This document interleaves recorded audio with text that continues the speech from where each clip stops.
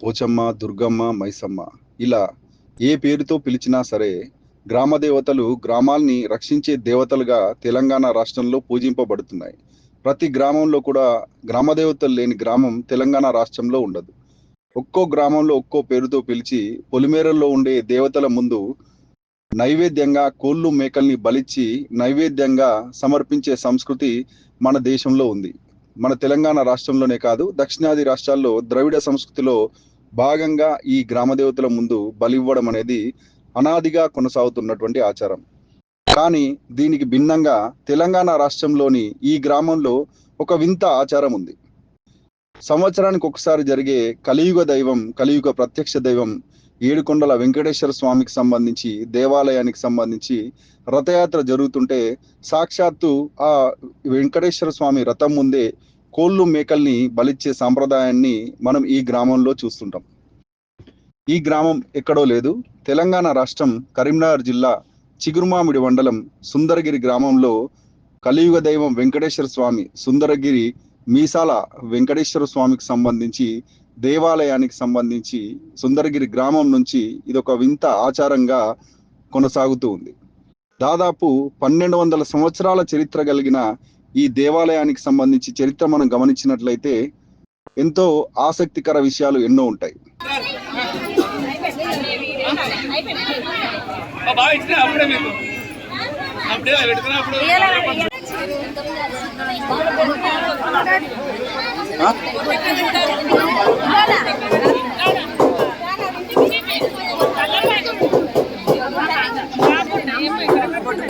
దాదాపు 1200 సంవత్సరాల క్రితం ఈ గ్రామానికి చెందిన అనభేరి వంశ కుటుంబ సభ్యులకు స్వప్నంలో సాక్షాత్కరించినటువంటి కలియుగ దైవం వెంకటేశ్వర స్వామి వారు ఈ గ్రామంలో వెలిశాను, నాకు గుడి కట్టండి అని చెప్తే ఆ మీసాల వెంకటేశ్వర స్వామి సుందరమైన రూపంతో సుందరగిరి కొండపైన చూసినటువంటి ఆ కుటుంబ సభ్యులు దేవాలయాన్ని నిర్మించడం జరిగింది.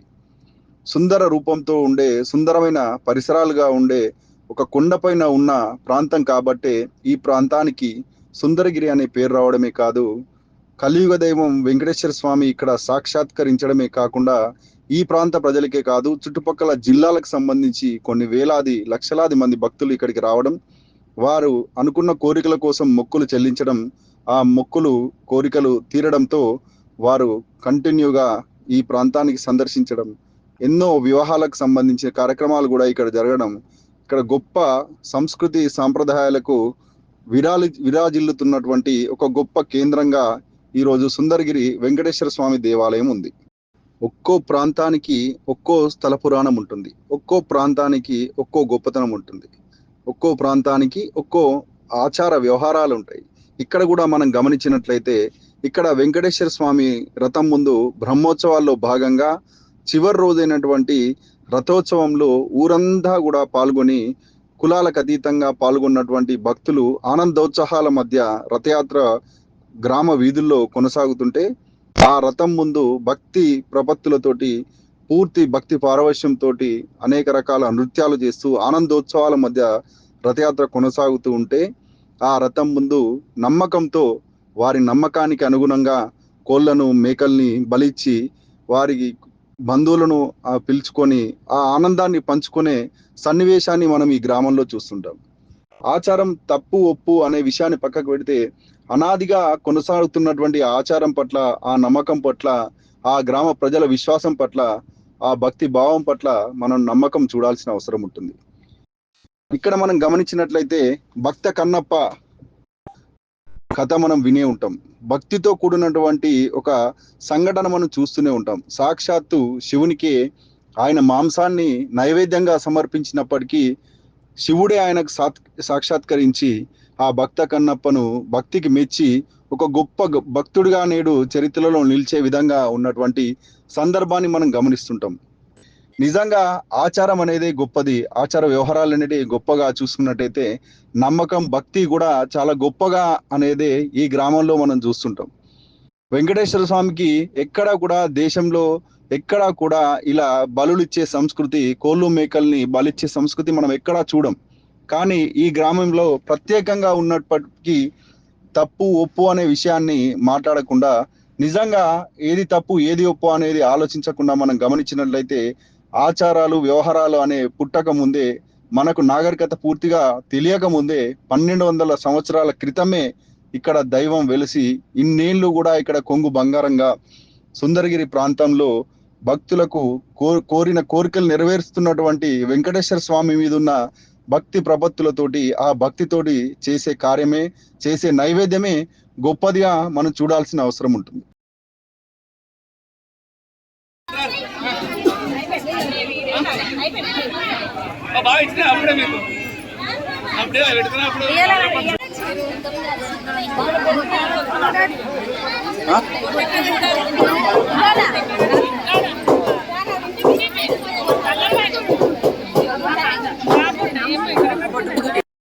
నిజంగా మానవ నాగరికత పూర్తిగా ఇంకా తెలియక ముందే దాదాపు 1200 సంవత్సరాల క్రితమే ఇక్కడ దేవాలయం వెలిసింది అనే శాసనాల ద్వారా తెలుస్తున్నది. చారిత్రక ఆధారాల ద్వారా నిరూపితమైన దేవాలయం ఇది. 1200 సంవత్సరాల చరిత్ర ఉన్నటువంటి ఈ దేవాలయం ఆచార వ్యవహారాలే గొప్పవి, ఇక్కడి నమ్మకాలే గొప్పవి. నిజంగా మనం గమనించినట్లయితే బహుజన సాంప్రదాయాల్లో గ్రామ దేవతల్ని ఆరాధించే పద్ధతులు ఉంటాయి. శ్లోకాలు, యాగాలు, యజ్ఞాలు తెలియక ముందే బహుజనులు వారికి సంబంధించిన ఆచార వ్యవహారాలను వాళ్ళే సృష్టించుకున్నారు.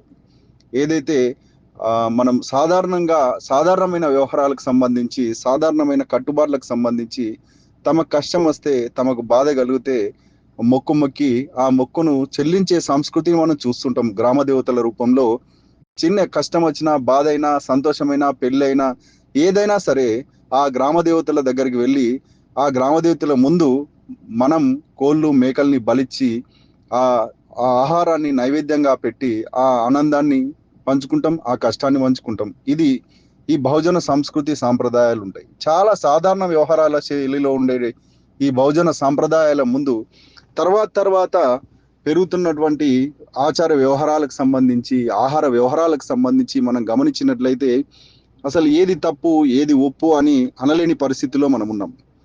నిజంగా ఆహారానికి సంబంధించి ఎవరి ఆహార వ్యవహారాలు వారివి. అక్కడ కూడా ఆలయ పవిత్రతను కాపాడుకుంటూ ఆలయ వ్యవస్థను దెబ్బతినకుండా తాము నమ్మిన విషయాలను సంవత్సరంకి ఒకసారి జరిగే రథయాత్రలో ఇలా కోళ్ళు మేకల్ని బలిచ్చి వాటిని నైవేద్యంగా తమకు సంబంధించిన బంధువులు శ్రేయోభిలాషులతో పంచుకొని ఆనందోత్సవాలతోటి సంతోషంగా జరుపుకునే పండుగ, ఊరంతా జరుపుకునే పండుగ రథం పండుగ.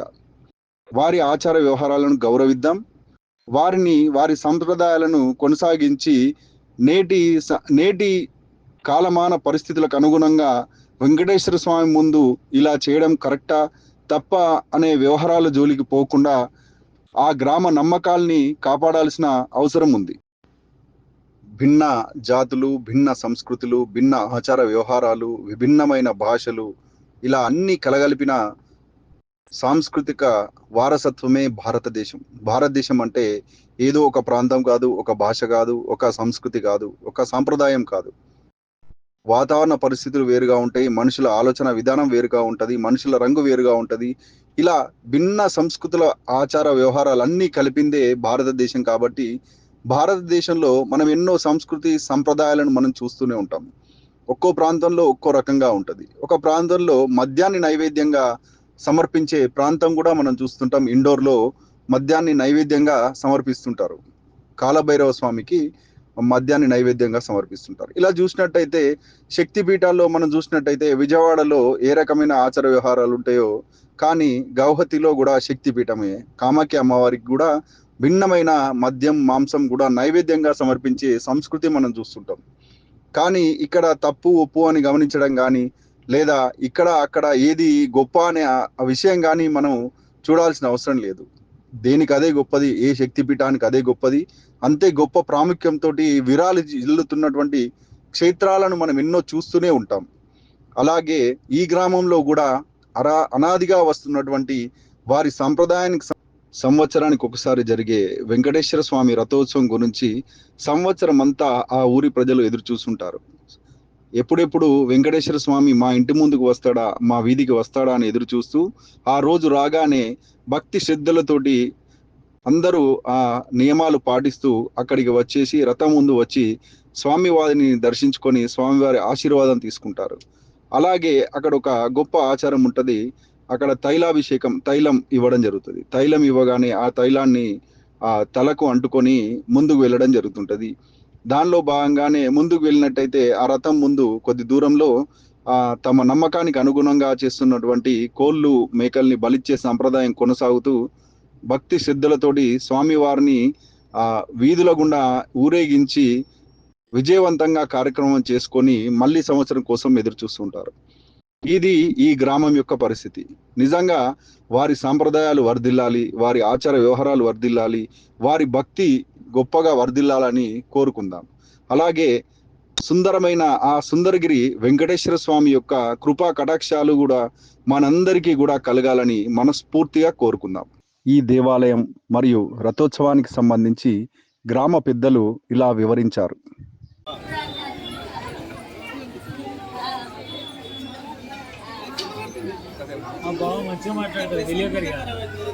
జై శ్రీమన్నారాయణ. ప్రియ భగవద్బంధువులారా, గత 7 రోజుల నుంచి బ్రహ్మోత్సవాలు అంగరంగ వైభవంగా ఆలయ ధర్మకర్తలు చొల్లెటి శంకరయ్య, లక్ష్మణ్, శారద, శ్రీనివాస్, సంపత్, నరసింహాచారి, గంధరాజయ్య వీళ్ళందరి సహకారంతో, అలాగే ఆలయ ఎండోమెంట్ వారు, పరిశీలకులు, కార్యనిర్వహణాధికారి వీళ్ళ ఆధ్వర్యంలో అంగరంగ వైభవంగా కార్యక్రమాలు బ్రహ్మాండంగా జరుగుతున్నాయి. నిన్న శకునోత్సవం జరిగింది, ఈరోజు రథోత్సవం. ఈరోజు నాగవల్లి ఏకాంత సేవతో బ్రహ్మోత్సవాలు సమాప్తి అవుతున్నాయి. రేపటి నుంచి నిత్య కార్యక్రమం ఉంటుంది. ఈ స్వామివారి కళ్యాణానికి బ్రహ్మోత్సవాలకు నలుమూలల నుండి అధిక సంఖ్యలో వచ్చి స్వామి దర్శించుకొని స్వామి కృపకు పాత్రలయ్యారు. జై శ్రీమన్నారాయణ. జై జై శ్రీమన్నారాయణ.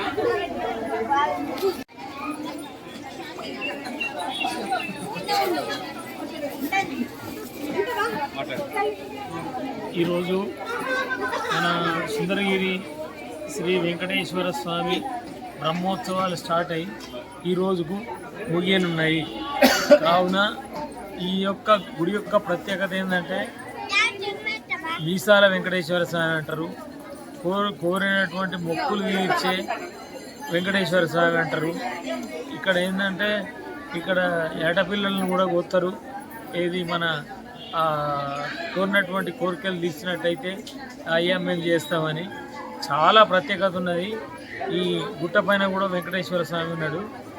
కాకుంటే ఏంటి అంటే గుట్టపైకి ఒకటి దారి చేయాలని మా ఉద్దేశం. తర్వాత పక్కకు ఒక ఫంక్షన్ హాల్ కట్టాలని. ఈ ఏరియా ఏంటంటే భగవంతుణ్ణి ప్రార్థిస్తే మంచిగా మొక్కుతే ఈ కోరిన కోరికలు తీర్చాలంటే సుభిక్షంగా వర్షాలు పడి రైతులు బాగుండాలి. రైతులు బాగుంటేనే అందరు బాగుంటారు, ప్రతి ఒక్కరికి మేలు జరుగుతాయని ఆ భగవంతుని వేడుకుంటూ ఇక్కడ నాకు చైర్మన్గా ఇచ్చినటువంటి పొన్నం ప్రభాకరణ గారికి ధన్యవాదాలు తెలుపుకుంటూ ఈ గుడి ప్రత్యేకత ఏంటంటే భగవంతుడు ఏ కోరిక కనుక కోరినట్టయితే ఆ కోరిక తీరుస్తాడు.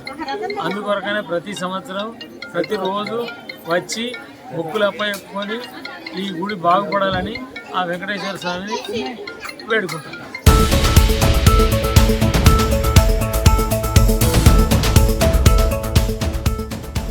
మీరు చూస్తున్నది Z4 news. Question for justice.